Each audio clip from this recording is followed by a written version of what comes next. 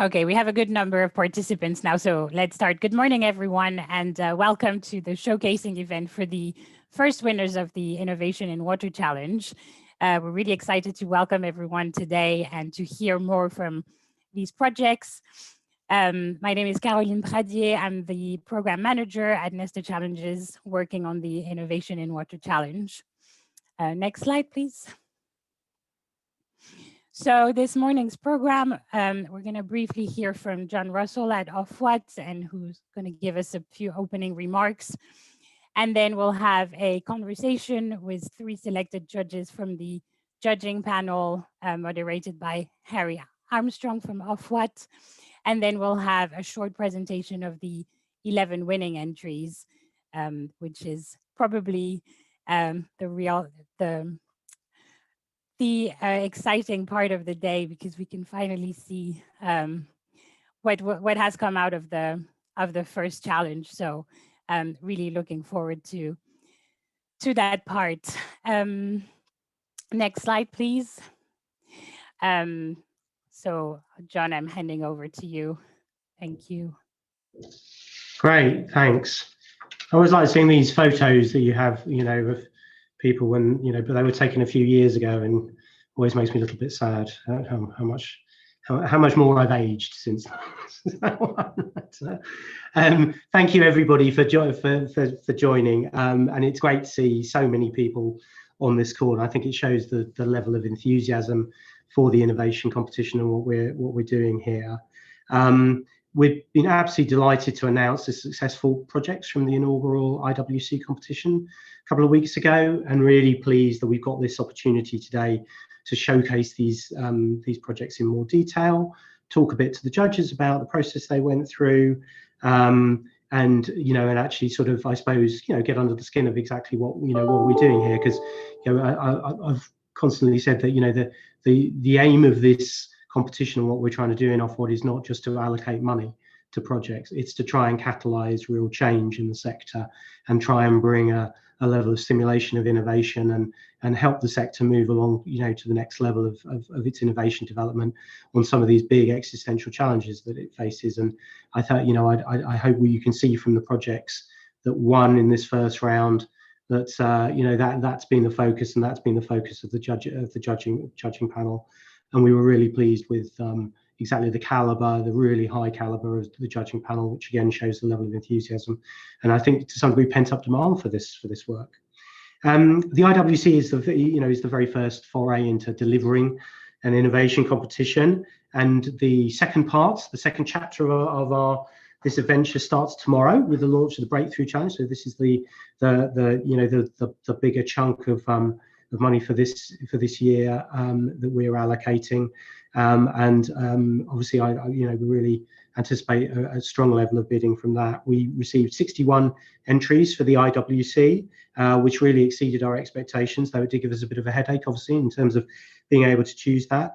But I think it was really great to see that every water company in England and Wales, and I think Scottish Water was part of the bidding as well, which was great to see, were represented in at least one application, as well as 3 NAVs. We did do it at a fairly fast clip, so I do appreciate that, but a little bit of pressure. But I think the collective effort from everybody to put bids in and a really strong set of bids was really applauded, and really hope we can sustain these levels of interest and enthusiasm as we carry the competitions on further. Obviously, we couldn't fund everything that came through. It's the nature of the competition. We made £2 million available, though we had bids that were, I think, over £10 million in the end. And this meant, obviously, we had some difficult decisions at the assessment level, and the judging panel obviously had quite a real job to do to go through those bids. But I think we've ended up with bids that really do reflect the kind of catalytic change we'd like to try to see, and some of the key themes that we set out for the competition. But a broad set of contributors to the winning bids, the 11 winning bids. 14 water companies were involved, either as a lead applicant or a partner. And one of the bids, which we're really excited about, is for the Centre for Excellence, which is a joint venture across the whole sector to really have a hub for developing sort of innovative solutions and sort of catalysing innovation in the sector. So all companies have a stake in that, and I think that's a great indication of the sector coming together on these kind of issues. I think it's probably also worth saying that it's not the end of the line for those applications that were unsuccessful. That's really, we really want to, we're really happy to continue to engage with those bids that weren't successful this time round, given particularly it's the first time we've done this, to get feedback from those bidders and us to provide feedback as to perhaps why they weren't successful this time round, so that they can be considered in subsequent competitions. And I think that's a sort of an important part for us, that it was not a sort of, a one-shot deal. So looking forward, as I've said, our driving motivation for the fund is about catalysing cultural change and growing the sector's capacity and capability to innovate. And this isn't something we're going to crack overnight. There's also an awful lot that's been already going on in the sector, and I think the level of bids showed you how much was already going on. But we are, we really see this as quite a long-term journey for us and for Ofwat, and that's the reason we're planning to run the competitions over the rest of this AMP. We're not waiting for the 5 years the AMP for the dial to shift, and I think we're already seeing some really strong changes in the way the sector is working with other companies, with people outside in other sectors, with third sector institutions, with academic institutions as well. But we do want to see in the next rounds water companies and NAVs challenge themselves further on the types of projects they consider and the partners they collaborate with, to move further into perhaps some more unconventional collaborations that may be higher risk but may be higher reward in the proposals of what's possible. Clearly, different companies are in different places as well, and some, we've got big companies, we've got small companies. It's natural to expect that maybe the capacity is different in different parts of the sector. But we do see, what we've done so far is already making a difference in terms of the level of innovation. But as I said, really, I think in the future rounds, it would be great for us to see those less conventional partnerships going outside of that comfort zone into spaces that may be adjacent to the water sector, but may be very different, and see what they bring. International partnerships, different partnerships with other bits of the supply chain, because I think that's where the real sort of frontier of innovation, and will really help to hit the strategic themes that we're focused on. But we've said very much this is a pilot year for the competition. We're learning as we go along, and we'll adapt our plans as in order to get the kind of best outcome for the sector and for customers. And we've said, really we're very open to dialogue, and hopefully sessions like this, other sessions that are being run through our partners with Nesta and Arup, can really help to tease out what's worked, what maybe needs to be improved in the way that we do this, how we get that really broad spread of innovation, and allow great the kind of access to the competition that we really want to see across, like I said, not just the water sector, but into other sectors and other places. We've got meetings lined up through all sorts of different channels, but we're really hoping to hearing from you about the competition design, the barriers, and what goes forward. So, because we want the best results for the fund, and for us, this is a big innovation in itself. So we're learning very much. There'll be our intention is to run another IWC this year, and possibly also another breakthrough challenge as well this year, before the pilot period comes to the end, and then we'll do a more formal evaluation about how that first year has gone before announcing plans for the final 3 years of the fund. So I hope that this is an informative session. I hope it's inspiring. It's great. It'll be great to hear the detail of the projects that came through, getting some fantastic sort of spark off of the projects that are there, and there's been lots of debate in the press and in our stakeholder groups about the projects we're seeing coming through, and I think it's really helping to drive innovation in the sector, and we're seeing hopefully some of that great leap forward that we all believe is there, and is sort of that capacity that's latent in the sector. But hopefully these sessions are, like I said, really interesting, inspires you to put more bids in, and we really encourage a good level of bidding again for the future rounds. So thanks ever so much for this engagement, and look forward to a lot more discussion and debate as we go forward about how we really breach the frontier of innovation here. Thank you. Thank you. So next slide, please. So for the next part of our event, we've asked a few of the judges from the Innovator in Water Challenge to join us today to discuss their experience and thoughts on the challenge and some of the inspiration they had reviewing the entries. So you will notice this morning that none of these judges work in the water sector, and this was really important for us to hear from them. Just because throughout the judging process, we really saw how important it was and enriching it was to have these perspectives from different sectors and explore linkages and common challenges. So I'm very happy this morning to have 3 judges joining. So I'm just going to briefly ask them to introduce themselves. So if we could start with Myrtle, please. Hello, hi everybody. My name's Myrtle Dawes. I'm from OGTC, and the company I work for is a technology centre, and we're focused on transitioning oil and gas to net zero. Thank you. Thank you. Rachel, would you please introduce yourself? Sure. Hi, everybody. So I'm Rachel Skinner. I work for WSP, and this year I'm the president of the Institution of Civil Engineers. So I chaired the judging panel for this competition. Very enjoyable process, I will say. Yes, lots of involvement over the years in innovation, but particularly from a transport side of things. So really interesting to have a look into the world of water. Thank you. Adam? Hello, I'm Adam Scorett. I'm the Chief Executive of National Energy Action. We're a fuel poverty and energy efficiency organisation, England, Wales and Northern Ireland, but we have a very strong project around water poverty as well. I think our major focus is recognising that those warm, fleshy human beings that are customers of water companies and other companies have lots of things in common, and a bit of innovation that focuses on vulnerable households has lots of benefits, not just for water companies, but for other sectors as well. Thank you. And facilitating this conversation between judges is Harry Armstrong, who's the Director of Regulatory Policy at Ofwat. So I'm handing over to you, Harry. Brilliant. Thanks, Caroline. And many thanks to the judges for joining us again today and giving up their time previously to do the judging.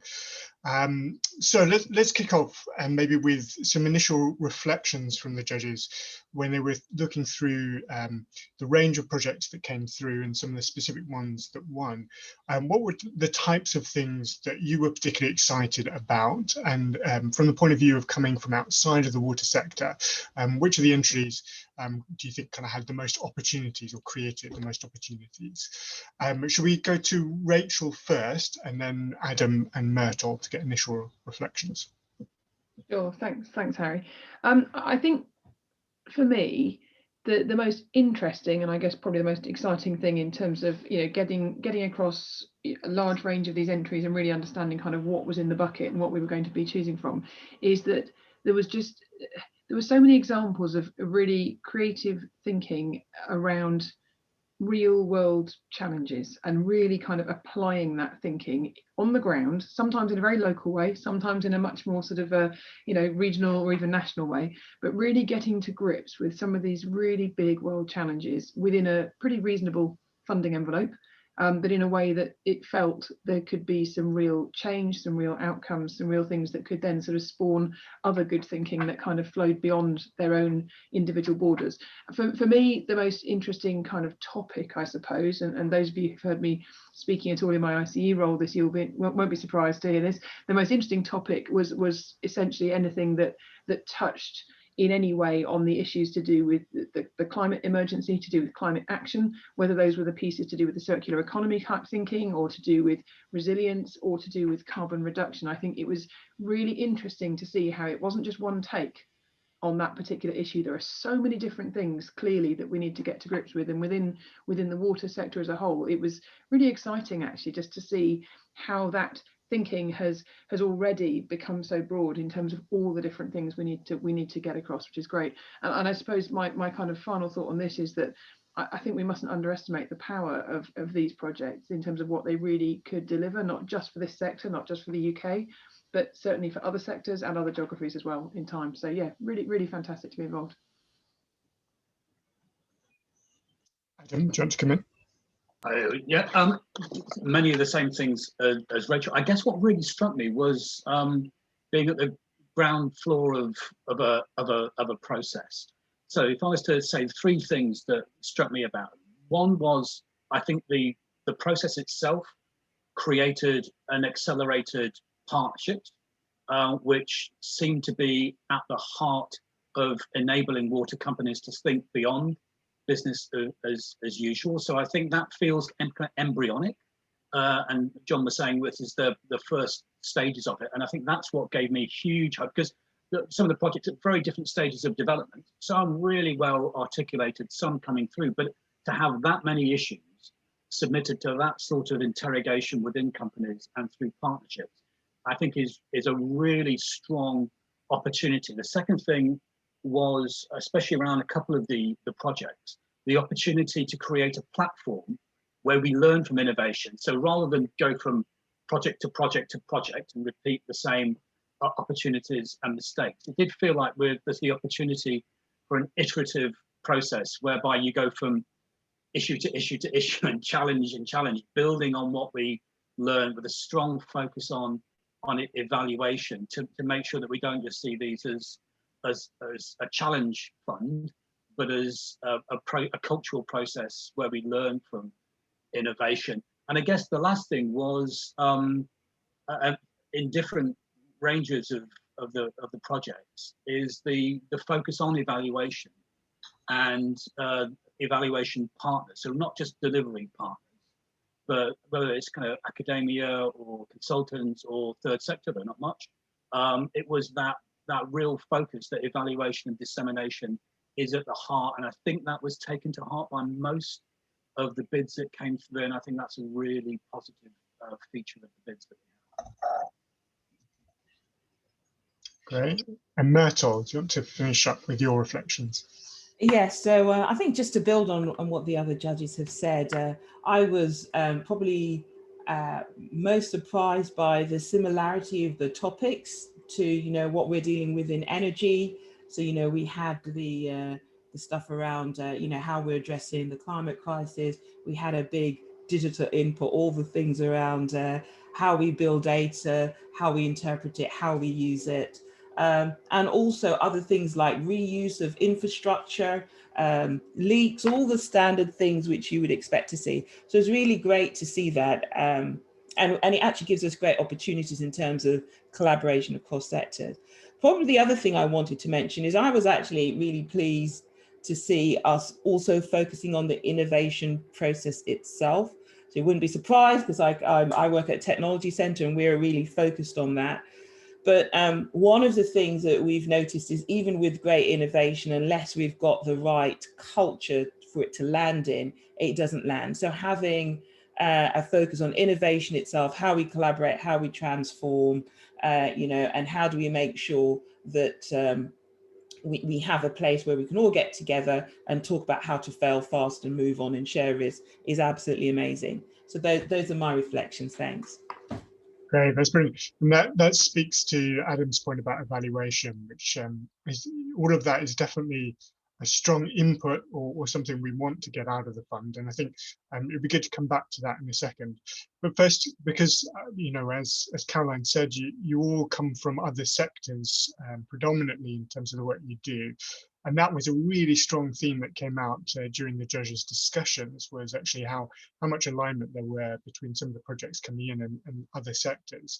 It'd be really useful to hear from you guys whether you think there was enough collaboration between those sectors within the bids you saw, and maybe if not, what kind of opportunities and how to make the most of the opportunities for future funds. So who wants, anybody can come in here. Should we go back? Adam, do you want to come in first? Yeah, absolutely. So it was a very strong feature, but much more could be done. If I was to characterize some of the really strong bits, it was, we need to learn what other folk do really well.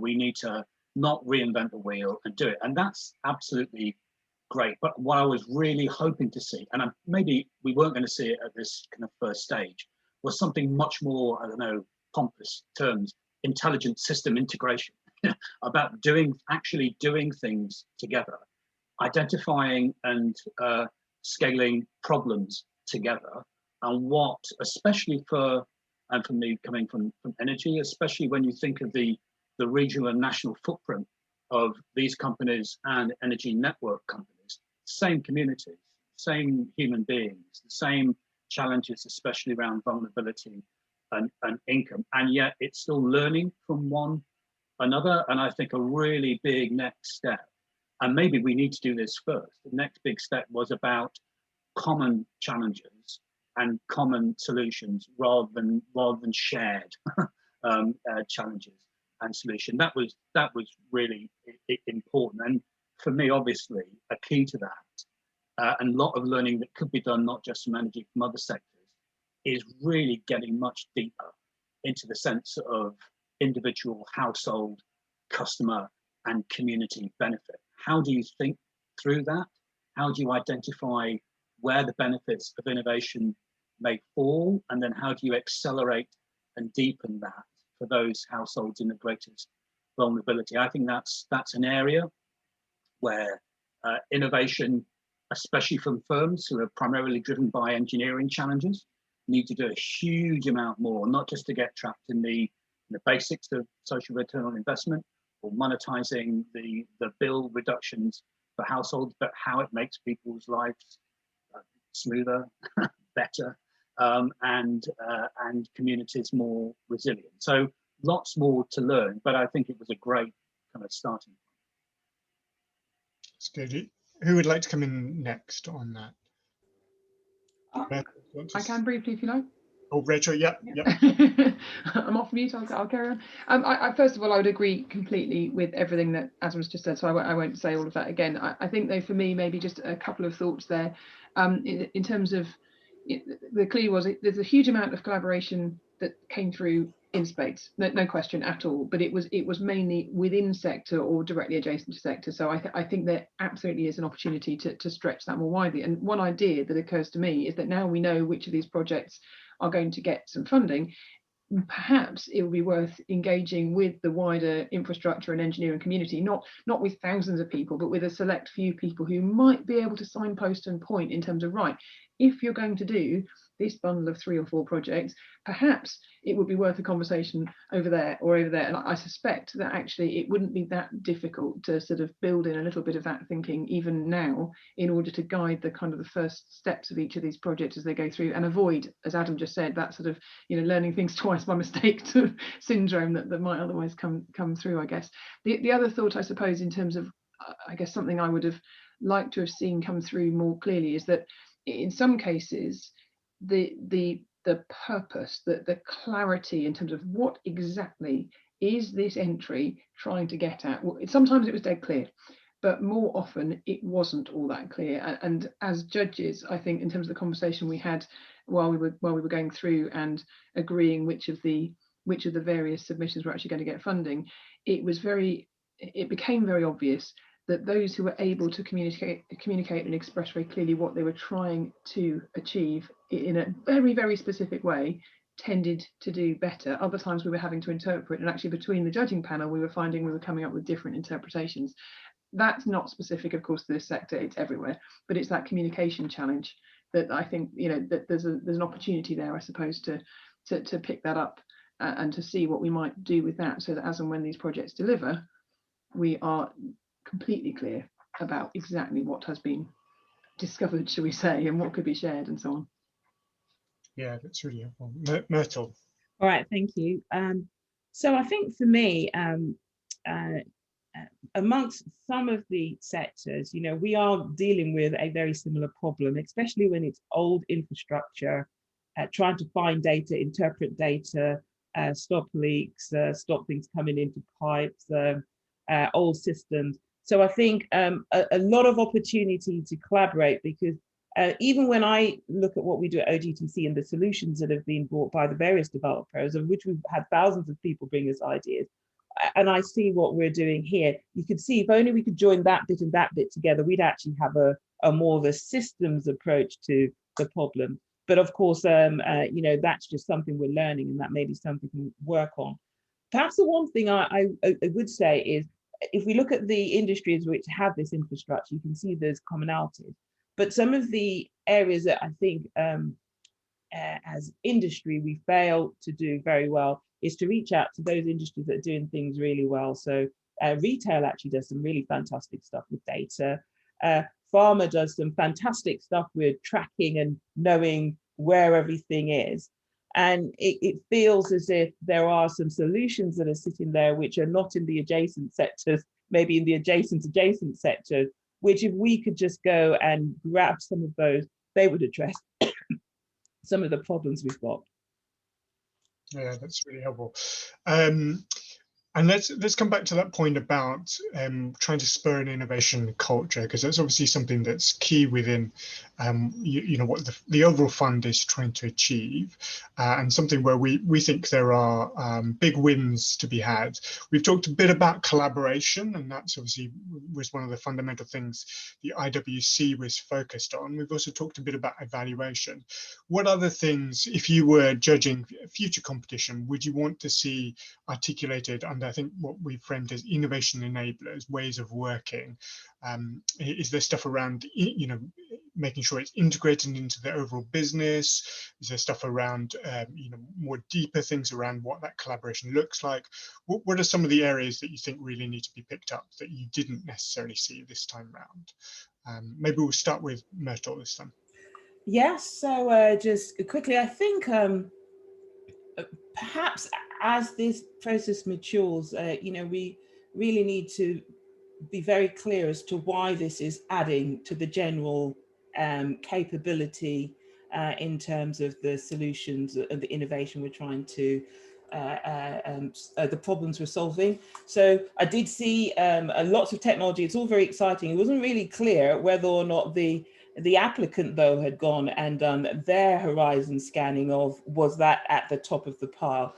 And certainly, especially for those who are hoping for rapid adoption, the one thing I can say, you can get adoption if you're ahead of the game, but if you've got a technology which you're trying to push, which is in the middle of the pack, by the time you're ready, someone will have taken over. So I certainly would like to make sure everyone's trying their best to learn from the best of what's out there, and then put the rest on top, as opposed to this solution would be good for this particular problem.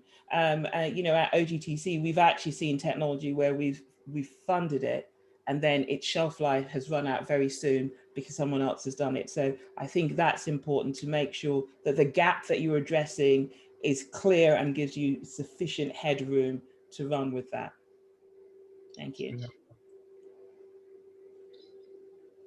Adam, Rachel, would you like to come in on this? Adam, do you want to come in first? Yeah, I'm happy to. I mean, there's a number of things that strike you, but I guess the one, and kind of, I think Rachel alluded to it as well, the great thing about this this challenge fund, you know, what it required of bidders was partnerships, was to engage and collaborate as a way of identifying how you're going to bring innovative solutions to problems. One of the lessons, one of the questions I hate most is, well, can you tell me which other sectors do things well? It completely stumps me. I can never think of the good practice. But I think there's a lesson about who's able to identify and articulate all the dimensions of the problems that you're trying to solve. So one of the great things about, you know, what's fundamental, what communication is about, is trying to help your interlocutor explain or articulate the problem in the way in which you can understand, you know, what the problem is, or how you meet the solution. So I would love to see them looking, especially to the third sector and to local authorities and regional authorities. We have the elections tomorrow, to try and help them articulate the ways in which the water sector and these bodies can articulate a problem, identify systemic kind of ways of addressing it, and then evaluating it going forward. That's a much deeper level of partnership.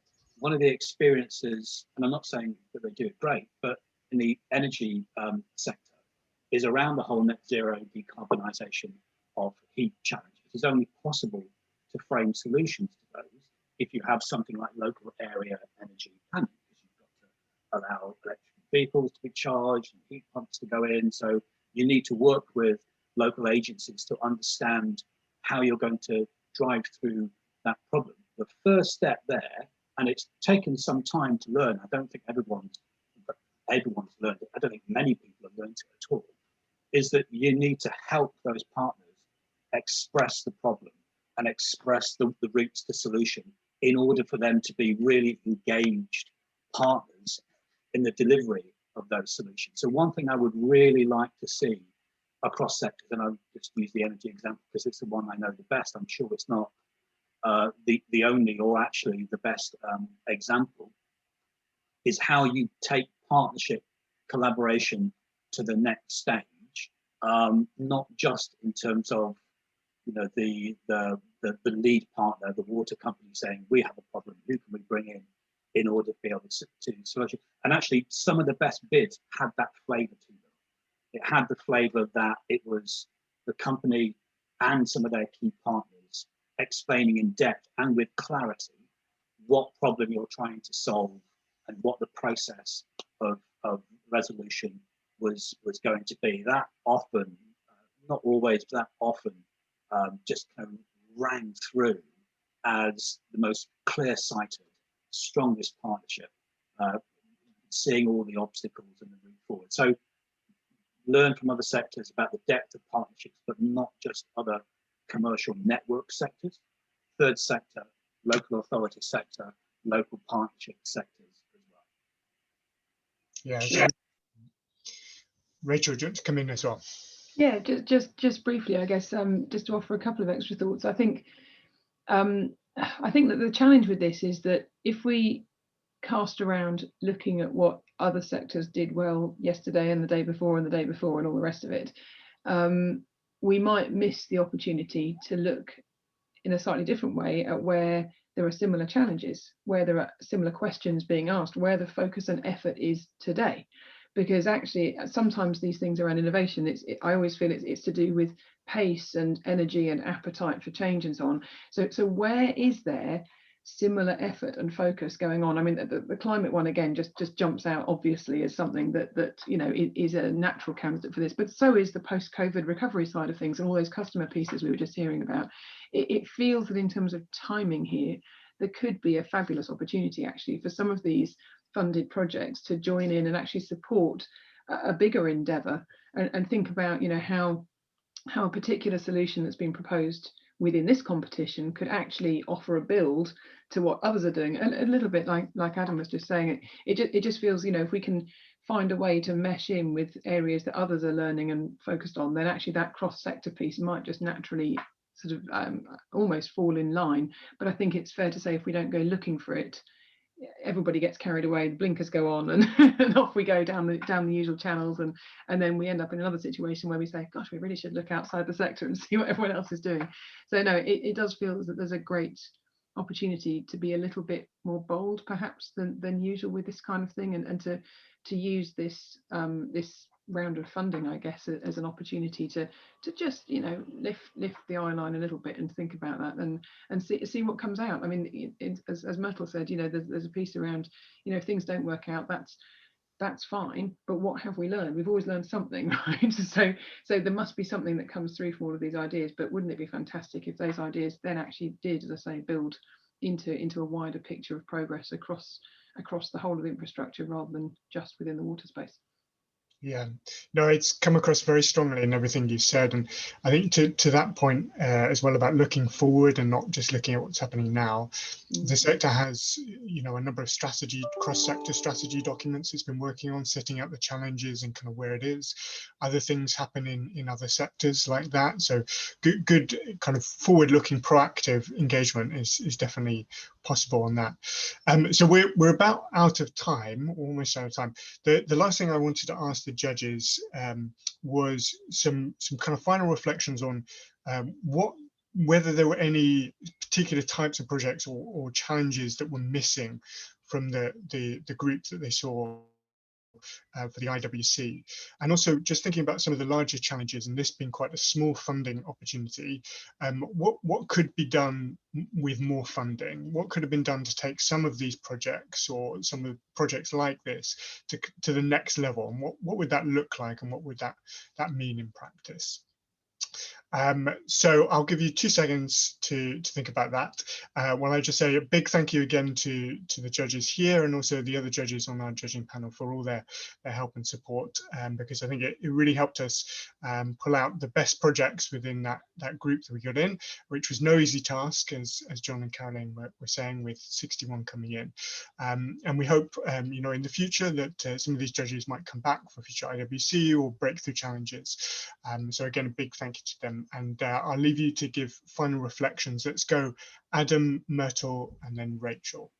Well, I mean, unsurprisingly, even though we had a number of bids and one good, very good, successful applicant, I mean, the depth of field around your customer base and your vulnerable customer base, and what innovation, because I think this is the big challenge across a number of sectors, that innovation to resolve some of your key engineering asset challenges are well thought through, well established, and able to be articulated. The big challenge is to put yourself in the shoes of your vulnerable customer, your vulnerable households, and think from their perspective about what you should be doing for them, rather than how you can shift their behaviour to be able to make life easier, cost to serve, cheaper, channel shift more likely to happen. I think that's a really, really big challenge. I'd love to see more on that, but I also would recognise that it's quite a difficult space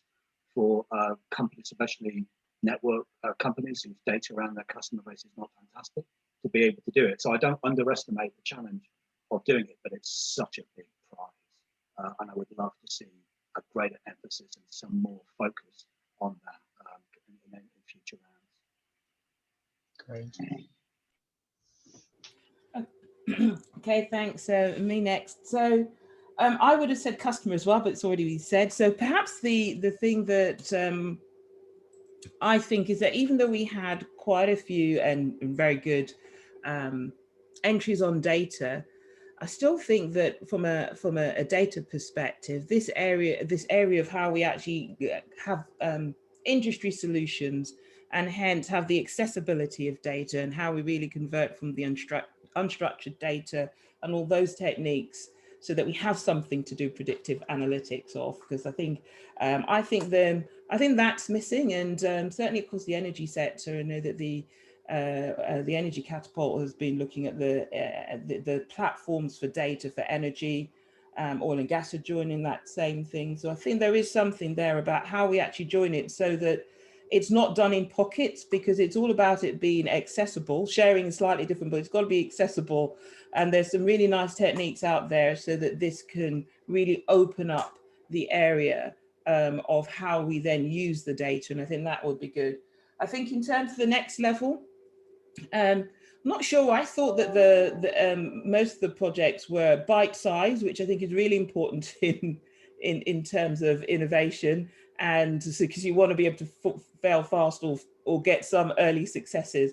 So I don't think, from the perspective of getting to the next level, apart from how we articulate the actual proposal, so we know what we're actually what it's supposed to do, I think that they were pretty good. Thank you.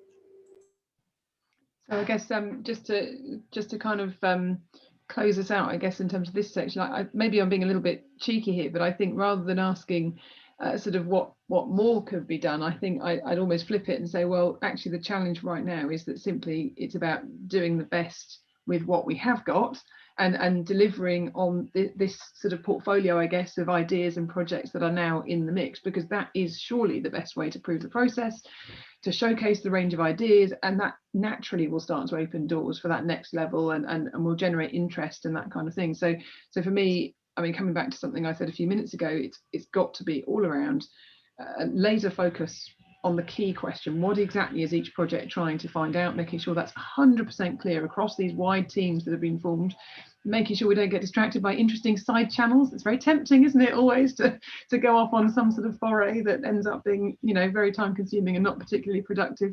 But I guess it's that balancing act, isn't it? It's a real challenge in the early stages of these sorts of projects to spend sufficient time getting organised, forming the team, generating that collaborative atmosphere, all that kind of thing, getting that team to work. But obviously also recognising that early time is also the moment when the most valuable innovation, sometimes the real bold ideas, can actually come through. So getting that bit right, and then making sure, as I say, that we really understand what this process has achieved. I think that in itself is the best way to get to that next level that you were referring to. Thanks. Great. Well, I think some really brilliant advice and considerations there from Adam, Myrtle, and Rachel, and some key things. You know, the next challenge, the breakthrough challenge, is going to be launching tomorrow. So I think a lot of those things, particularly the key message that was hammered through there on being very clear on what the challenge is and how your solution is going to have an impact, and a particular impact across those 5 themes that we've identified, is really key to producing a good bid. So definitely think about that if you're going to be putting in a proposal in future. All of that advice, I think, is great advice. I'll hand back to Carolyn now, who will then introduce the bidders. Yes, thank you so much to the 4 of you for sharing your insights. I thought it was really useful, and I really hope it inspires our audience to branch out for future rounds of competitions. And I also myself look forward to fostering these links as projects are implemented and as learning is shared during the life of the fund. So watch this space. We're now ready to hear the presentations from our 11 entries. So the first entry we're going to hear from is AI and sewer defect analysis. So I'll hand over to either Selwyn or Peter. Thank you. Thanks, Caroline. I'll kick off and then I'll hand over to Peter. So morning, everybody. I'm Selwyn, I'm from United Utilities, and our first project that got through was, as it says on the slide, sewer AI defect analysis. So if we can go to the actual one pager, please, that'd be probably a bit more useful. So really the bit I want to touch on is the fact that this one was really about a collaboration piece of work. It was really pleasing to get so many water companies along on the journey with us on this one and to join in on the project, because this project will benefit from all of those different companies. The bigger the data set, the better the result's going to be. So having our neighbours and colleagues at Yorkshire and Severn Trent and Welsh Water alongside Thames and Scottish was really important to make this data set as good as it could possibly be. That was really pleasing to get this one through. There's more to do, but that's really interesting. But we're going to be led on this project by WRC. So another key part of this project was having supply chain partners with us, and I'm sure everyone on the call knows WRC and is aware of them. So it was really good to get a project of theirs through too.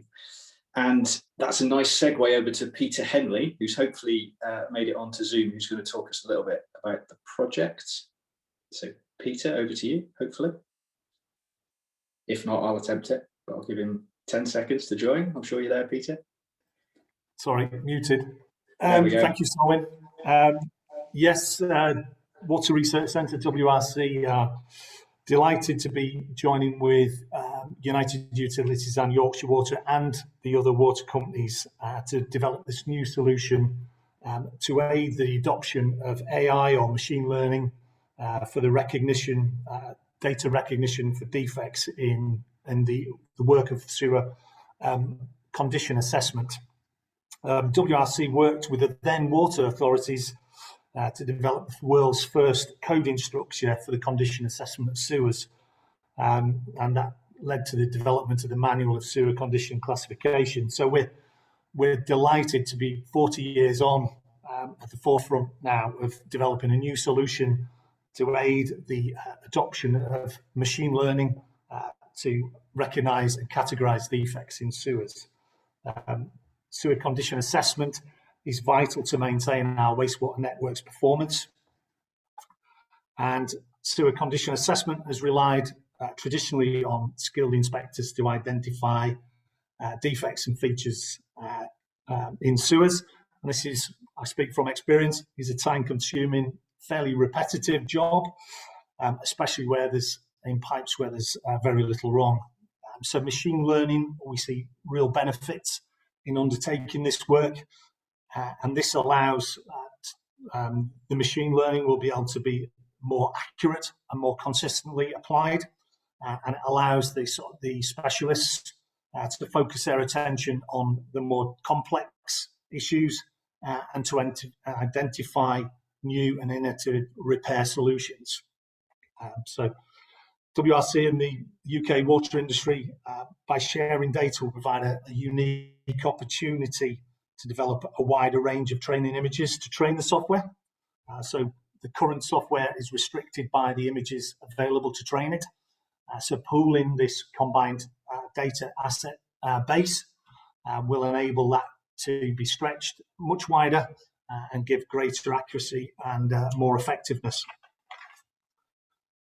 So we see that by doing so, we'll make CCTV and of sewers and its condition assessment much more accurate, much more effective, and allow considerable benefits to the network performance, which we see will reduce customer impacts and environmental impacts caused from sewer failures. So we definitely see this as a step forward.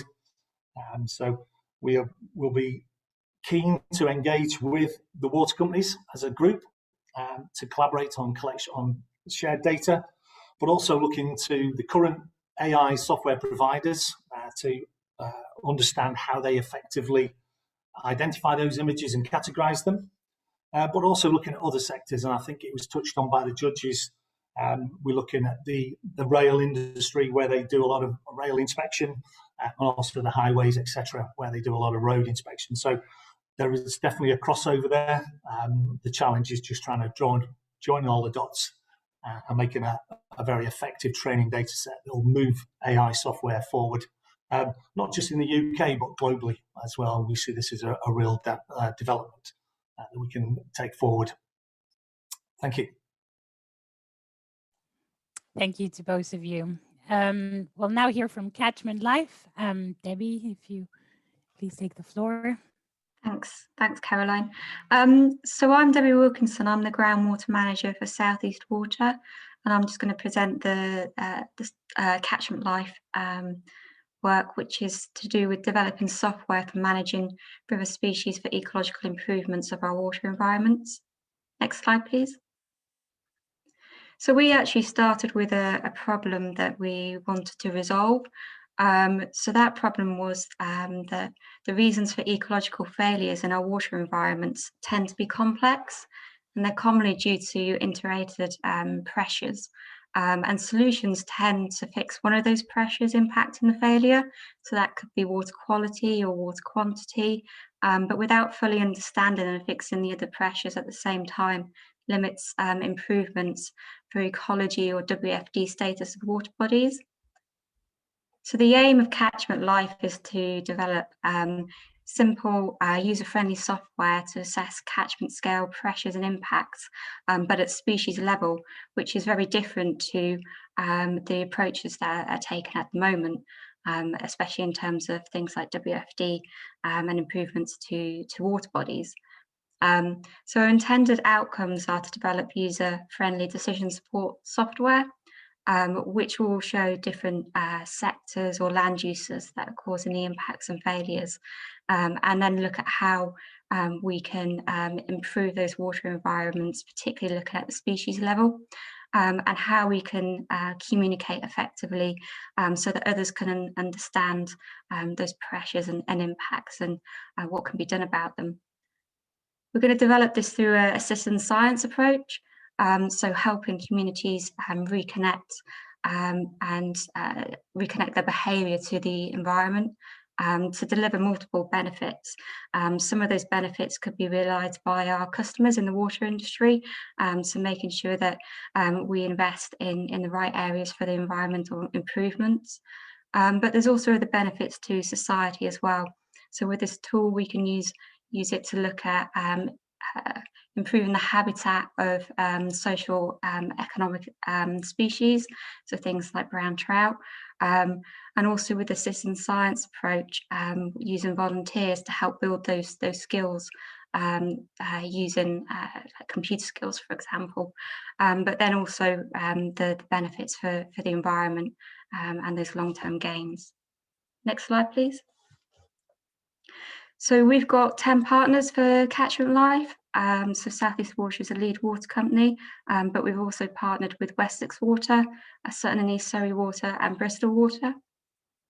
We've also partnered with 2 universities, so University of Huddersfield and Loughborough University, and also the River Restoration Centre, who are going to be quite integral to developing the software, but then also making sure that that software is used beyond the life of the project that we've got here. And then Earthwatch Europe, who are going to be key for that citizen science element of the project. And then we've also got the backing of 2 regulators, so the Environment Agency and Natural Resource Wales. Next slide, please. So how is the project innovative?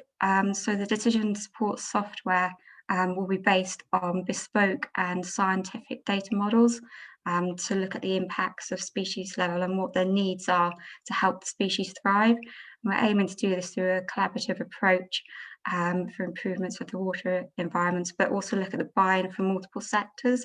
So we're hoping that this tool can bring some of those sectors together to help with blended funding opportunities for improvements.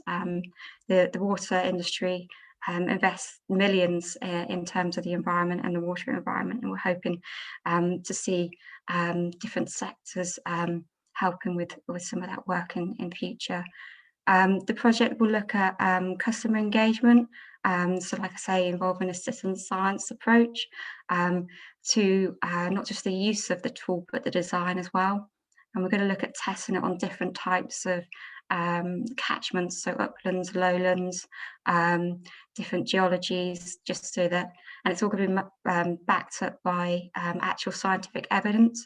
So hopefully we can expand it out nationally going forwards. We're also going to look at it not being restricted to current conditions.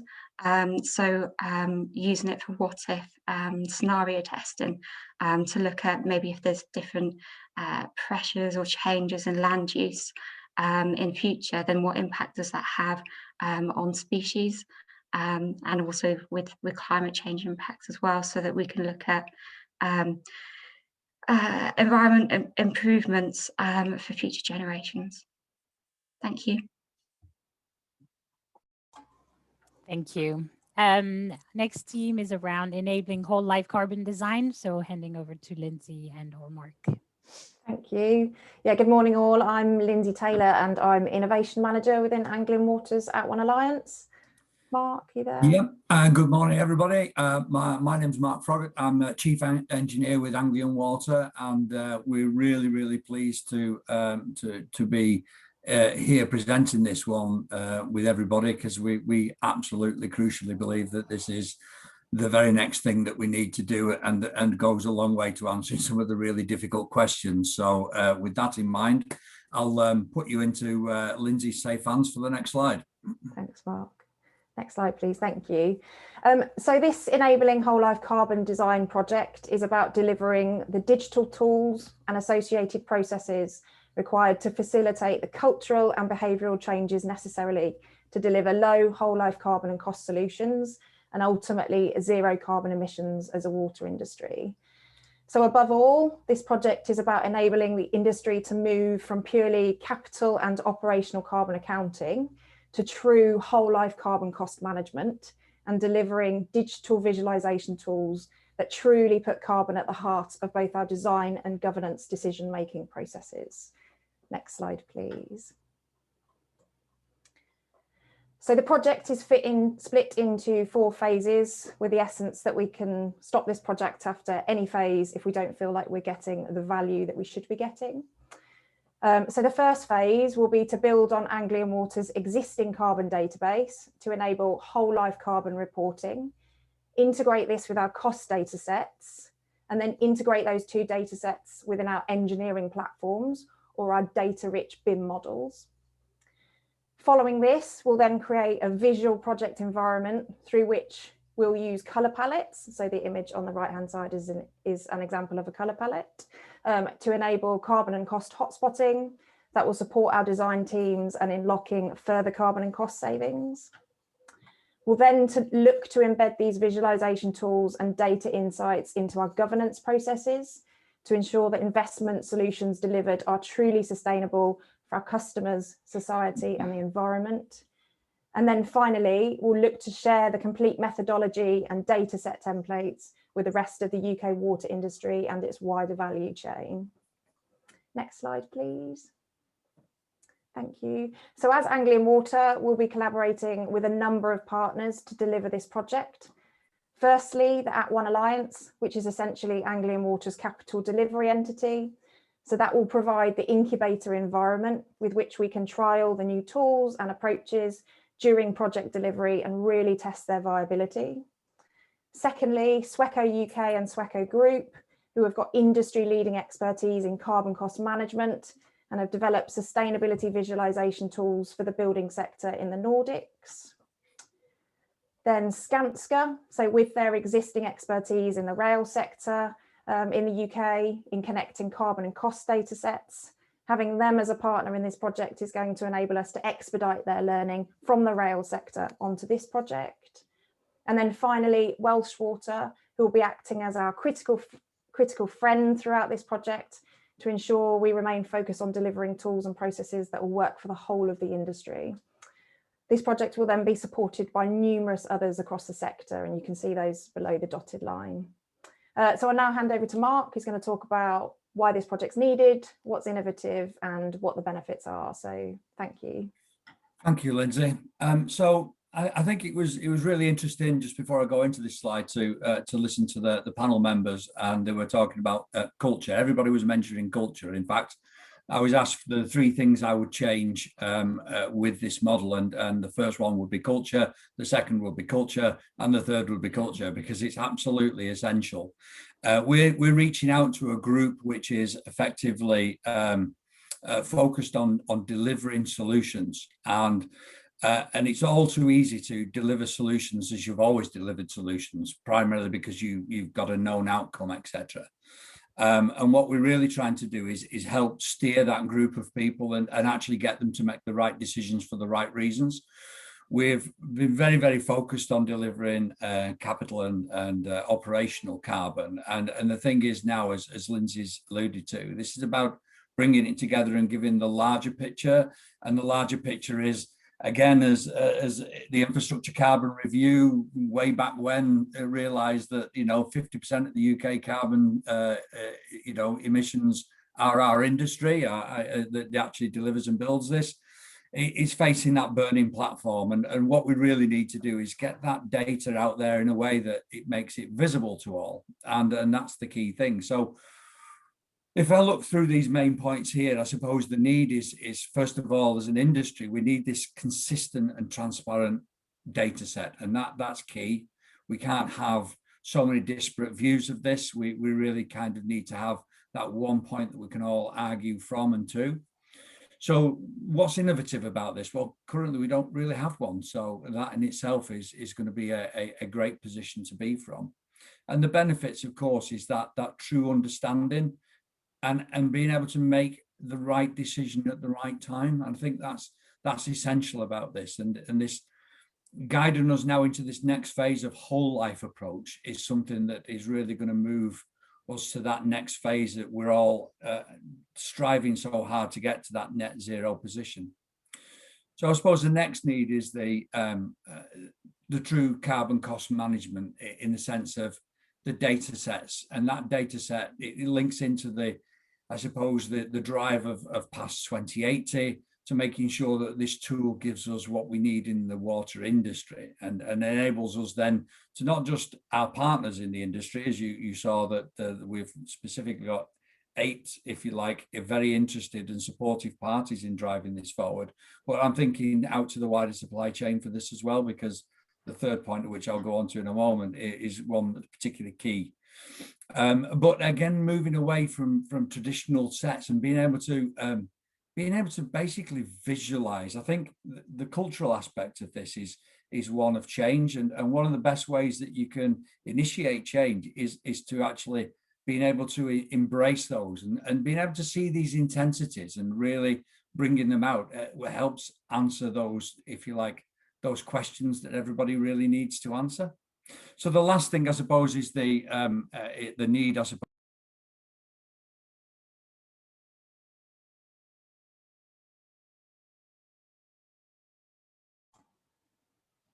Either Mark's been cut off or he's put himself on mute. Yeah, unfortunately, your project is at time now. Given that we only have 5 minutes per project, we let you run over a little bit.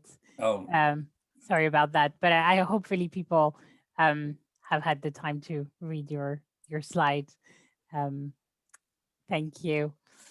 The next project is Industrial Symbiosis. Heading over to Rachel. Hi, I think Selwyn wanted to kick us off. Selwyn, or shall I get stuck in? Yeah, I'll kick us off just dead quick. That's fine. Thank you, Rachel. So this is the winner of the catchiest title award, I think, and the hardest to pronounce company name. But if we can go to the main slide, please. I think it's just another, just like we did on our other one-pager, just to reflect on the partners that are with us. So again, our neighbours and friends and colleagues over at Welsh Water and Severn Trent are with us on this one, which is really good because, again, the power of this kind of thing is how many people are involved to make it a bigger deal. This is about taking us outside of just day job water industry stuff and thinking about what happens beyond what we do as water companies and how we engage with other sectors. Really also pleasing to have Jacobs with us along the way, because Jacobs have done a lot of work with us at UU on circular economy in the past, and it's good to see that work feeding into something that's a bit more future focused too. And then with Rachel and her colleagues at ISL, or International Synergies, it's really good to bring the experts on board and to get us in shape so that we can actually do something with this and know that we're doing the right stuff. So very pleased to have this one through. This was a bit of a favourite of ours at UU to try and get over the line, and we were very pleased that that we got it there. So Rachel, I'll hand over to you. Thank you, Selwyn. Yeah, as has been commented, I think a little bit already. In this case, what we've got are proven solutions, and the push now is to get that culture change, as Mark said, the culture change and that frontier of engagement. Industrial symbiosis as a concept isn't terribly new anymore. International Synergies pioneered this cross-sector industrial symbiosis approach here in the UK in 2002, and it's continued since then at various levels. In the UK, some of you may know us as NIST. We've since replicated that same approach around the world. We've just opened our 40th country, which is Uzbekistan. I'm very thankful for a travel ban at the moment. So both the process of facilitated industrial symbiosis and the tool of the resource matching software have been around for some time. And we have lots and lots of existence proofs of opportunities to save money, save resources, save energy through industrial symbiosis. So the challenge that we're addressing is, why isn't this mainstream then? Why isn't it part of standard operating procedure? And it does, I think, go in part to the culture, in part to integrating the necessary changes in perspective and creating this space for innovation that happens when you get diverse parties together. So the bog standard steps to industrial symbiosis are on this slide: identifying and quantifying materials available for reuse, and then opportunities to reuse them, quantifying the benefits from that. And what we're looking to do is manage to get the industry experience and evidence that will more effectively communicate than just having the few existence proofs that we have now. So next slide, please. There's two phases to this. The first one is starting very much within UU. We've done this work in the past for highways and found quite substantial opportunities just within highways projects. So we expect to find within UU sites and activities. And again, this is important because it goes to that integration into the mainstream, that integration into standard operating procedure that will take industrial symbiosis and integrate it across business. Again, very much a cross-sector approach, but in this case now we're anchoring the water sector in the center, and then building up around it. Again, first starting with connections with UU, and then next click please, adding on the external partners, supply chains, and communities. Now, I said that industrial symbiosis has been around for a long time. It's been in European policy for quite some time. and has actually recently been written into the industrial decarbonization strategy here. Although I will tell you that we're going to show them that we don't need a timeline of waiting until 2025 or 2030 to get this stuff implemented and having major impact here in the UK. We're going to show them that that's going to be eminently possible substantially sooner than that.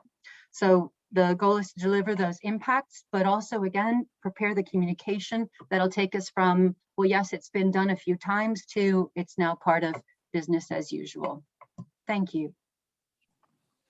Great, thank you. The next project is leak detection using dark fiber. Kieran, the floor is yours. Okay, thank you, everyone. So the Hafren Doherty leading this project, working with focus sensing, and Costains are very much the sort of engine behind the project, with support from Welsh Water and Portsmouth Water. Moving on to the next slide, we've got a little bit of background. So we all know leakage is important. It's not just a number, it's dealing with supply demand deficit and the ecological impact of climate change and lack of water in the network is moving us to a point where we're having to drive down leakage to smaller and smaller leaks. They're not as easy to find as the one over on the right-hand side sprouting out the ground.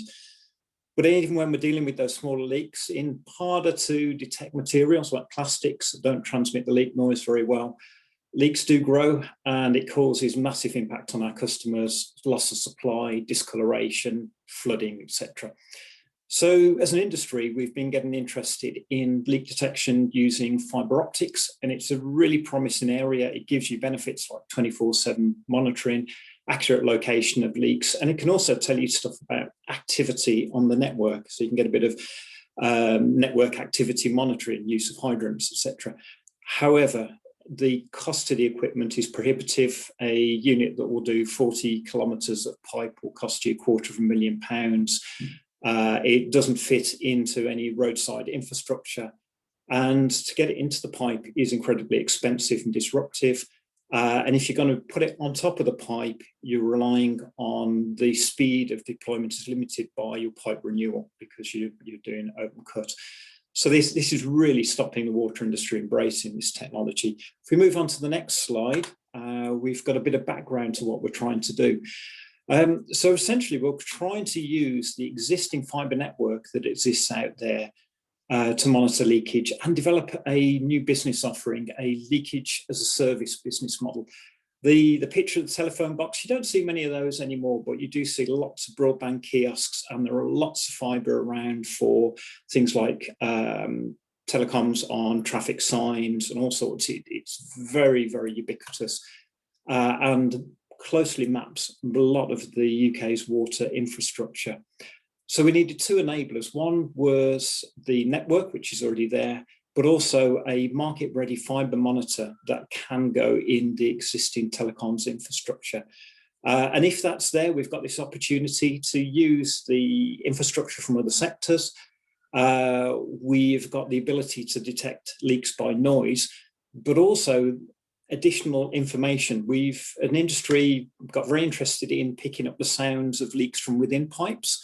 Actually, if you take a step out, have a paradigm shift and listen from outside the pipe, you get another opportunity. You can start to understand ground stability and the development of voids, which if you get a void around a leak, it becomes a lot more important because you can get cars disappearing into a hole in the road that you didn't know was there. And it also gives us the ability to pick up more network activity. More importantly, this data as a service business model. On the next slide, we've got a little bit about the project partners. So Focus Sensors are a technology startup, and they've got this brilliant piece of kit called the Indus, which we're hoping is going to solve the problem for us. And most importantly, from the rail sector, the work they've done there, they've bought information about ground stability, which we're hoping. Costains are going to help us scale this in terms of being able to deploy the equipment, maintain it once it's there, and help do all those things that a small startup can't do in the field. And water companies were bringing knowledge of leak detection in using traditional methods, but also a bit of experience in fibre leak detection, which is key to also get this service at the right price point and the right level of accuracy for us. So the innovation element in this, what we're trying to do is we need to understand the coverage of the network and calibrate. How do you calibrate the fibre to make sure you are detecting leaks properly? Understand how we are going to detect the silent leaks using ground stability. The couple of graphs there show how it's been done in the rail sector. They've been able to pick up water logging, which is key for leaks, but also things like detection of voids, where they've picked up issues with ballast in train tracks. The innovation as well, what can we do in terms of monitoring networks, hydrant usage, valve usage, things like that, perhaps people digging around our pipes that might cause damage. And the innovation is going to be the potential for a no capex opportunity for the water industry, no battery replacements, and sharing the cost with all the users who might want to buy the data in terms of what's happening with traffic movements along the areas. So very quick run through. I think I'm out of time, so the less questions, any questions, which you're probably not got time for. Thank you. Thank you. The next project is organic ammonia recovery. Andrew, the floor is yours. Morning all. I'm Andrew Moore from Northumbrian Water. I'm responsible for wastewater research. My background's equally commercial and technical, and I'm leading our ammonia recovery project. The team's absolutely delighted to have received this recognition in the form of the funding, and are looking forward to getting on with delivery. Can you click through the next couple of slides, please, Laura? And the next, please. Right. So what it is that we're going to do and what we're hoping to achieve. Put simply, we're going to recover ammonia from wastewater and turn it into a green fuel, hydrogen in this case. Ammonia is ever present in wastewater from our domestic customers and also some of our industrial customers, and we'll strip it out. Normally, it's quite low concentration in the influent to a treatment works, but at our largest treatment works where we have anaerobic digestion, the ammonia is naturally concentrated in the aqueous flow coming from the anaerobic digestion, and it's that point where we'll use our stripping plant. Now, ammonia is a valuable resource. In our case, we're making green hydrogen, but equally it could be used to make fertilizer or as a simple energy store. And we're going to do this by building a demonstrating and working pilot plant at Howden, which is our large treatment works on the River Tyne in Newcastle. So obviously that demonstration plant will be available for people to see whilst we have it operating. By building the plant, it'll help us achieve zero emissions in respect of carbon. And the reason it will do this is because we hope that the energy balance for stripping ammonia is considerably better than the energy balance for treating ammonia. Whilst obviously it will improve the ecological status of the river by removing a proportion of the nutrient that's currently flowing into it, and showing that we can not only treat waste, but also recover its value. The next slide, please, Laura. This is a very simple image. We're going to put a small version of the item on the left, roughly where I've labelled the site at Howden on the right, so you can get an idea of the scale of things. Next slide, please, Laura. So, and again. So we're going to be working with the Organics Group, who are a UK-based process contractor who specialise in making things greener and cleaner.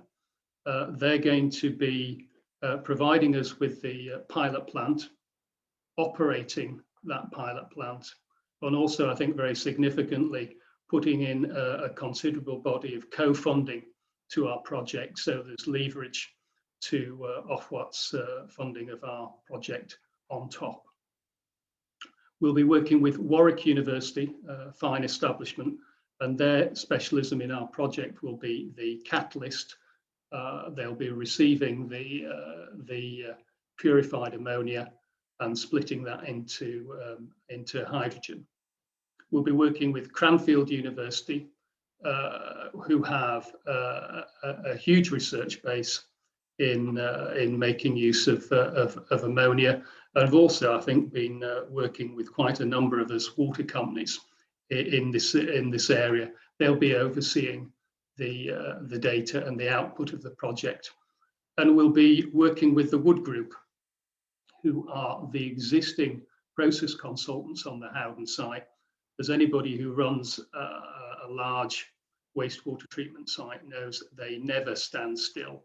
And so integrating what is quite a significant new process unit into the site will be rather difficult. And the Wood Group is ideally suited to helping us with that task. Next slide, please, Laura. And again. Right. Mostly, when the water industry undertakes more wastewater treatment, both the industry's costs and carbon emissions go up. It's a trend that needs to change.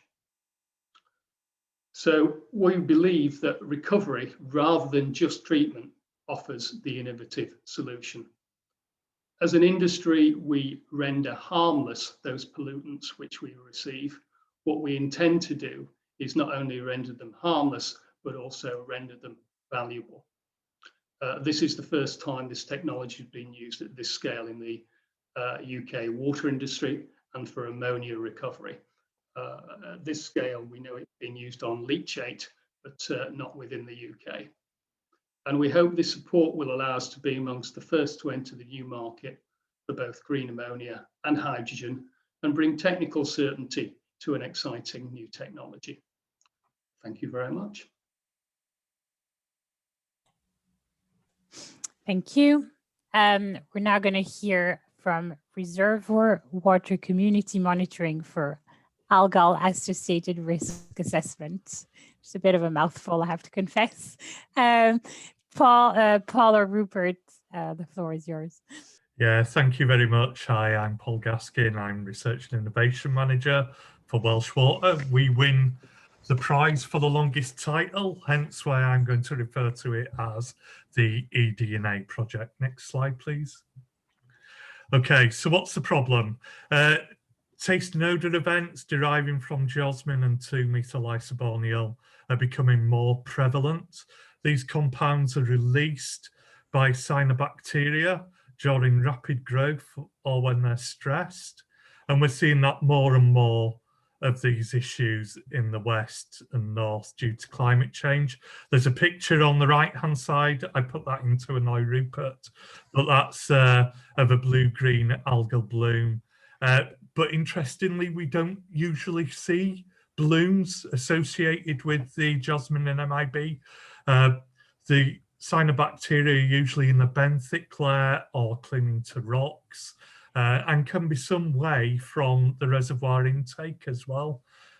So it's a bit difficult to predict, which is why we're looking at this project. So I'll hand over to Dr. Rupert Perkins from the School of Earth and Environmental Sciences at Cardiff University for the next slide. Thanks, Paul, and thanks for pointing out it isn't algal bloom related, my personal bug. So mindful of the time limit, so I'm going to whiz through this quite quickly. But we've been working with the water industry quite closely, myself and Peter Kill, who's also on the panel. And we've got a far better understanding of some of the triggers and the interaction of those triggers with environmental variables regarding taste and odor events. The missing piece in the jigsaw, if you like, is near real-time live data streams for predictive risk assessment of T&O events. And at the moment, if you're looking at the community of algae that are actually in the reservoir, for example, and using microscopy, that is it's a snapshot basically, which is time consuming, expensive, and also limited value, because you can look down the microscope and see a species, but that species may or may not be a T&O metabolite producer, because some species have different strains that are producers or not. So what we're doing is in this project is basically switching to using eDNA. So the device on the right is a long read 3rd generation sequencer, just to get even more long words into this talk. It's a nanopore device in this case. And what we're going to be doing is using eDNA to look at the species present and determine if they are actually producers of geosmin and MIB metabolites. Next slide, please. So this is basically integrating the eDNA data into our other understanding of the metadata from water quality and environmental data to understand how we can use the community present in the reservoir and the problem species in the reservoir to determine TNO risk and predict that TNO risk for treatment optimization and also intervention management. What we know from our data so far is that you can understand a lot about the TNO risk from understanding the community, not just the presence of the actual producers, hence the fact it's not bloom associated. And importantly, in phase 2 of this project is the knowledge and technology transfer phase. So eDNA technology is cheap and quick, and what we want to do is develop it in a way that we can hand it over to the water company for in-house use and the ability to interpret the data to determine site-specific TNO risk levels. So that's the overview of the project. So back to you, Paul. Okay, next slide, please. So who's doing what? Well, method development, risk interpretation and technology transfer is down to Cardiff University. So Rupert working in the School of Earth and Environmental Sciences, and Peter Kill, who's in the School of Biosciences, will be doing that work, ably assisted by David Kroll, who is our project manager to keep us on track. In terms of sampling, Yorkshire Water, Bristol Water and ourselves will be taking the samples, and then in the steering group there's Welsh Water, Bristol Water, Yorkshire Water, Cardiff University, and also we're joined by United Utilities to add their expertise. Next slide. So what's innovative? Obviously, we're going to advance reservoir sampling protocols so we understand risk better. We'll be transferring the skills from Cardiff University out to the lab so they understand how to analyse the eDNA, etc. Establish data analysis skills, as I've said, so we can analyse things better, and then the data transfer bit, which is essential really, so we can land this and take it forward. And that's it. Thank you very much. Thank you. The next project is the Seagrass Seeds of Recovery. Claire Richards, you're up. Hello everyone, my name is Claire Below and I'm the Climate Change and Carbon Manager for Affinity Water. And we're delighted to have been successful in the Innovation in Water Challenge with the Seagrass Seeds of Recovery project. So our lead delivery partner is Project Seagrass, and Dr. Richard Lilly, the CEO and co-founder of Project Seagrass, is joining me in presenting to you today. Next slide, please. And the next one, please.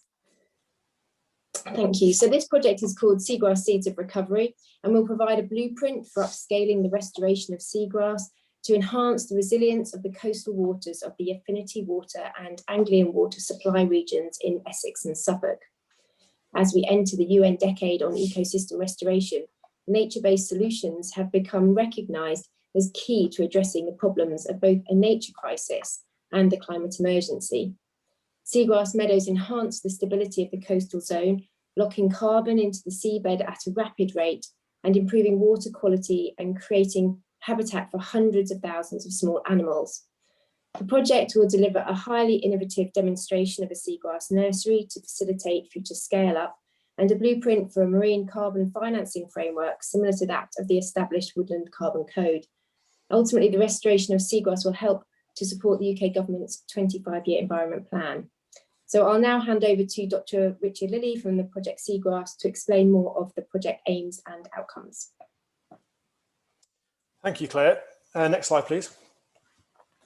So I guess the aim here, or the overarching aim, is to provide a blueprint for seagrass restoration that could be applied by other water companies or by wider industries or interested parties within the UK more generally. The bid here sits firmly in that nature-based solutions element. So the UN define really three big global problems: pollution, climate change, and biodiversity loss. And restoring habitats addresses all three of these. In terms of the specific aims of the project, the outcomes are a seagrass nursery model. Now, a seagrass nursery is very much like a tree nursery on land, except for it's designed for the marine environment. It's an innovation in itself. There is one existing in Australia at the moment, and they're exploring the option in the States as well. But for the UK or for Europe, this would be the first seagrass nursery of its kind. Now, to really scale up seagrass restoration, we need to bring in finance, and there's a lot of conversation at the moment around blue carbon. So there is no established carbon accrediting framework for the marine environments like there is on land. And so this is something that we're going to explore with Oxford University. On the ground, we're looking to look at site identification in Essex and the wider estuaries down there, doing baseline assessments to look at how improvements we've made over time, and doing some restoration trials. We're also looking to explore some innovative circular economy opportunities, perhaps looking at how we can use dredge spoil to create habitat, and how we can use industry process emissions, carbon dioxide specifically, to help enhance seagrass growth in our nurseries. I think it's timely because it's at the start of the UN decade of ecosystem restoration. So we're going on the ground floor there. It's authentic because it's with the water industry. The water industry is all about water quality, and seagrass needs good water quality. So there's some key synergies there. It's scalable because it's something that we can take from this pilot project to see if we can roll out for the benefit of the wider UK. It's appropriate because it's an innovation grant, and so what we're looking to here is make big changes. And it's purposeful. So not only does seagrass restoration capture carbon, but it has that social purpose of enhancing the environment in which we live. And next slide, please. Okay, so a consortium of 10 partner organisations has been created for this project. We Affinity Water are leading, working with Anglian Water, who are the wastewater company for the area. Project Seagrass is the main delivery partner, and we will be advised by Natural England, CPAS and the Environment Agency. Salex River and Wetland Services will be involved in delivering the nursery, and the Nature-Based Solutions Initiative at Wadham College, Oxford University will be leading the development of the blue carbon financing framework. Swansea and Essex universities will be involved in researching aspects of the project. I'll now hand back to Richard to discuss the innovative nature of the project. So 5 key things here. Seagrass restoration is innovative in and of itself. We have only started doing this at any scale in 2019, and so we've still got a lot to learn. The development of a seagrass nursery is going to be world leading. It'll be certainly the first for the UK, and so that will allow us to scale.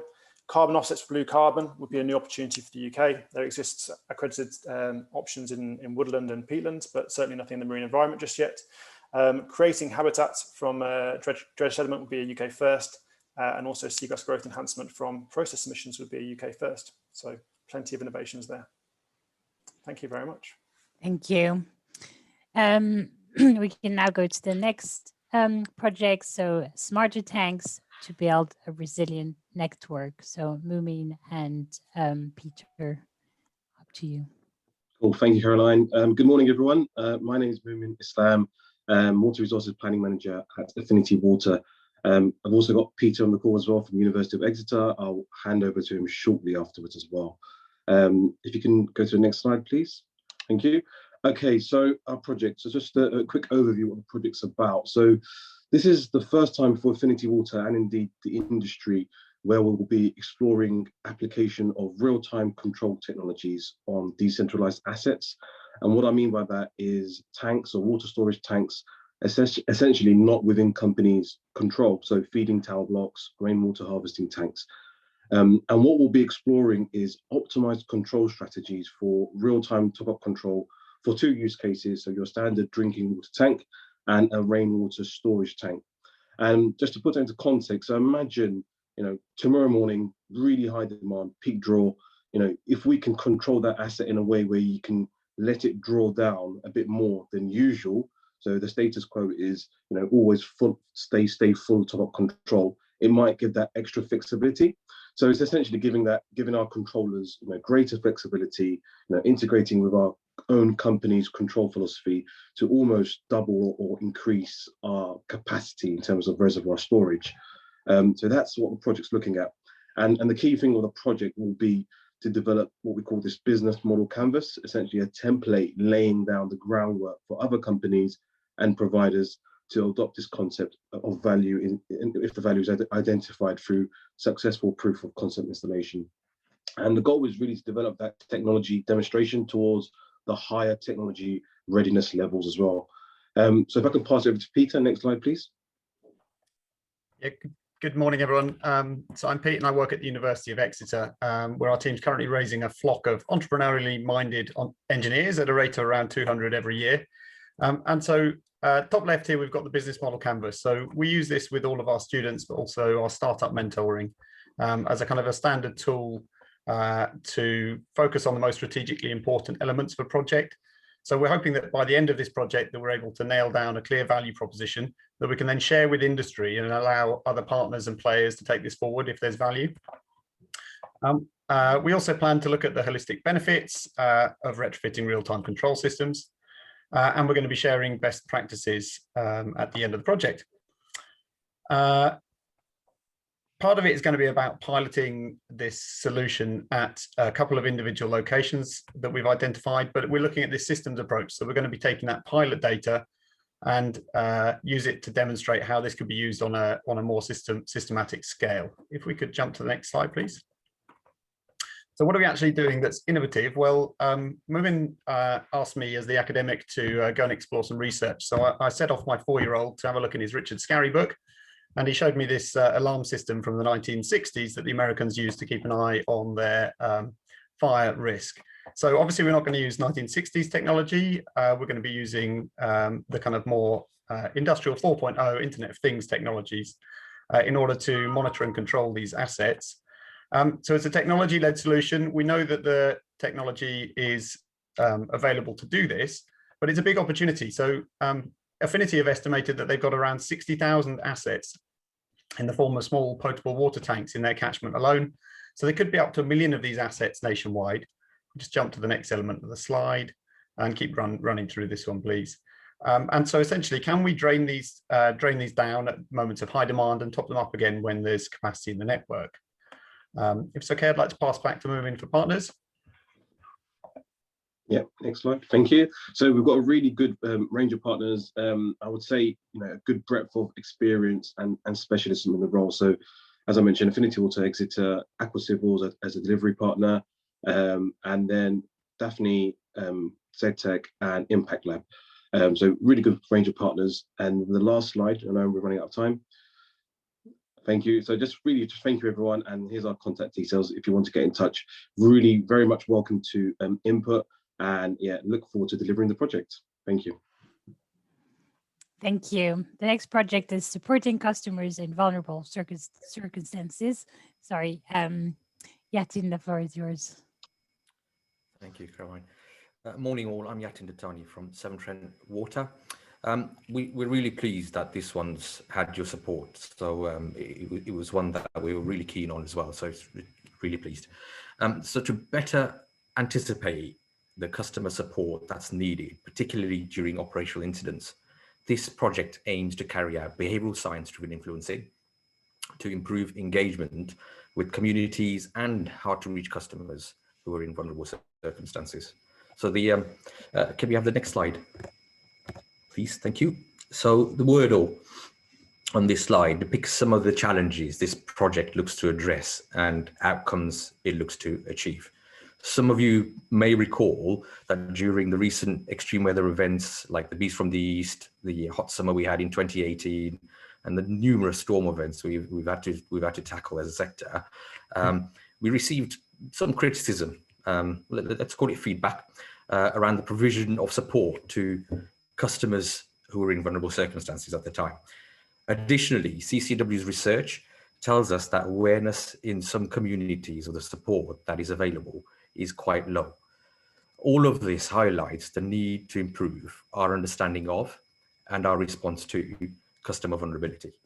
So we felt that without gaining adequate insight of vulnerable customer needs, the sector risks not delivering the right level of support during planned and unplanned events. This is quite often complicated further by a number of overlapping barriers, which include English not being the first language, and it makes such customers harder to reach, resulting in distant, ineffective relationships with these customer groups. So we could probably draw some parallels actually here with the COVID-19 vaccination program. So the evidence we've got from that suggests that there is a need to understand the engagement and communication requirements of diverse communities to ensure messages are received, understood, and acted upon. So, you know, that we've seen with the vaccinations, people wanting to take it. There are a lot of people who are averse to taking the vaccination. So it's understanding those behaviors. So we propose to do a deep dive pilot in Leicester, selected for its demographic diversity, to understand how customers in our communities communicate. So use of technologies, do they use community hubs, other social establishments? Because it really isn't a one size fits all. It really isn't a put an app out there and people all use it, because again, language is just one barrier. There are lots of others. We also need to understand the daily lives of people within the communities that we serve, because we don't do that really often enough. And what we intend to do is with the pilot, facilitate an improvement in insight of those that are vulnerable or close to becoming vulnerable. And through behavioral science and design thinking techniques, we would like to determine what the relationships are between the types of engagement and comms methods and their effectiveness. The insight we'll get and the improved engagement and understanding of customer circumstances that will result from this project would enable development of strategies to improve customer care journeys. So that in turn will put water and wastewater companies in a better position to support vulnerable customers during planned and unplanned events, but also it'll put customers and their support networks in a better position to access the support that is available to them, of which they're not aware. Next slide, please. Q. So who's involved? We will be collaborating with a number of organizations. Project partners are CCW, Thames Water and South East Water. United Utilities are also supporting, as are Octopus Energy, who have offered their support. As Adam alluded to at the beginning, focus on vulnerable customers is a cross-sector endeavor. So jointly, hopefully, we'll be able to use our collective experience and expertise to deliver the project. And can you next slide, please? So what's innovative about it? Well, companies in the sector are already undertaking a number of activities, for example, in support of increasing PSR reach, engaging with customers from a debt management perspective to offer support, but there is a real need to expand on this to include customers impacted by operational incidents, whether that be water related or waste. So the sector has not previously conducted a deep dive analysis into communities that it serves and understand the needs, and to re-engage them as a trusted source of information and support. We'll be using ethnographic principles, again, something that's not been done before, to understand the target audience and cultures and gain real insights into the support they may require. This will involve conducting research, trials, encouraging choices in line with individual circumstances to determine how the right campaigns can be driven under which circumstance, with which category of customers, through what interventions, and use of which technologies and approaches to improve the level of engagement with customers and communities. And to design the best possible solutions, we need to empathize with the target audience to understand their daily lives. We're going to need to focus on their touch points in the community, as I alluded to earlier, and support networks, who they might lean on for sage advice and why, services that they currently access, and how do they access those services, whether they be public or private, their financial behaviors, how their vulnerability might impact their preferred methods of communication, and how we might create pain points that we may otherwise not have. So, you know, mobility and obviously language and lots of others. And finally, whether their vulnerability is transient or permanent in nature. So in the end, putting ourselves in our customer shoes to understand the barriers within our current approaches and disseminating the learnings across the sector is a step change in approach for the sector. And given the broad spectrum of customer vulnerabilities that there are, the cultures, the regions, findings from this project can be built upon. And we can home in on specific areas like different social groups and vulnerability categories across our regions. And so we see this endeavor, this project, as our first foray. Thank you. Thank you. And now the last project for this morning, the UK Water Sector Innovation Centre of Excellence. Elin, the floor is yours. Thank you, Caroline. Hi, I'm Ellen Williamson. I'm Innovation Manager at Southern Water, and I'm here on behalf of the innovation leads across the UK water sector. I can say as well, we're delighted to have been awarded the funding bid for the UK Water Innovation Centre of Excellence. And I'm going to give you a little snapshot tour of what we're hoping it's all about. Next slide, please. So what is the Centre of Excellence? It will be a virtual innovation accelerator hub that will encourage diverse collaboration, aiming to transform the innovative output of the UK water sector. It's a key output from the UK 2050 Water Innovation Strategy that we worked together as a collective partnership last year, and you can download that from the website that you saw at the start there. I'll share that again later if you haven't already seen it. The vision for this is to create open collaboration opportunities across the water sector to drive transformational change through innovation that delivers greater value for customers and the environment. Next slide, please. So the partners in this project, as I mentioned, are all the water companies across the nation, plus Water UK and UCWIR, the UK Water Industry Research Organisation. We've worked collectively on this proposal and we're all committed to making the project a success. Next slide, please. So what are the objectives of the UK Water Industry Centre of Excellence? So first of all, it's to enable effective delivery and implementation of end-to-end innovation, most importantly at the right pace. It's to improve access to the much needed skills and resources that are there to deliver innovation, and to increase the visibility and transparency of innovation needs, opportunities and priorities.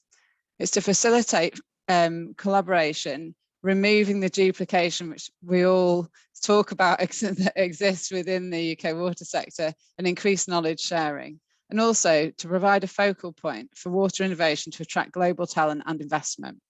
Next slide, please. So this is a bit of a busy slide, but the idea here is to see that the ambition for the Centre of Excellence goes beyond this initial setup period.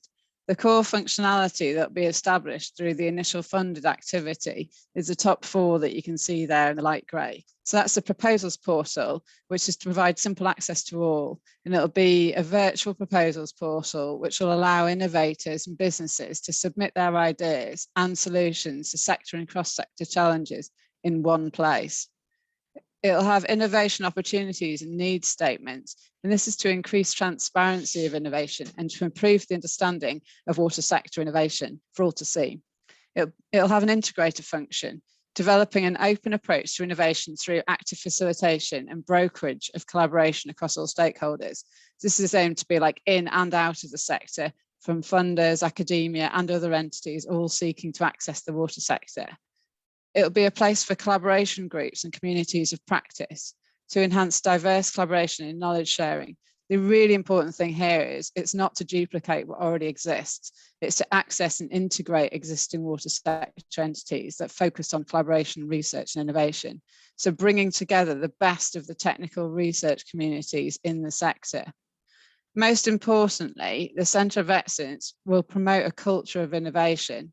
So being a virtual hub, it'll have access to skills and training, promoting diversity of thought through openness and collaboration, providing opportunities for community outreach and engagement, and provide virtual access to the water sector from all innovators. So really, it's all about being like open to all. Next slide, please. The initial setup period of the Centre of Excellence, focusing on those 4 key functionalities mentioned, will be incubated and developed within UCWIR, the UK Water Industry Research Organisation.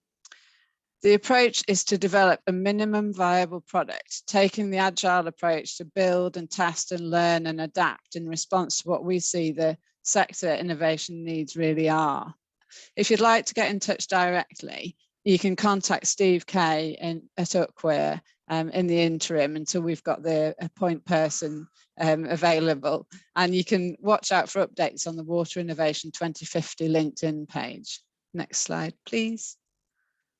And just want to say, speaking on behalf of all of us who have been involved in this, we're really excited about this project and the ambition of the UK Water Industry Centre of Excellence. So thank you. Thank you. And I think seeing this project bringing everyone together is a good way to end the morning. So we're now at time. Thank you everyone for attending our showcase event. Really hope it was an informative morning. Thank you as well to all the people who presented, our winning projects, our judges, and our colleagues at Ofwat. I really look forward to see what these projects, turn out to be and what kind of impact they have. And it's a really exciting times. If you have any questions for Nested Challengers or anyone else involved this morning, then please send us an email at waterinnovation@nista.org.uk and we'll get back to you as soon as we can. We're just going to have a short poll at the end of this event. It's just 2 questions, so please fill it in. And otherwise, I will leave you to the rest of the day. Thank you, everyone. Have a good rest of your day.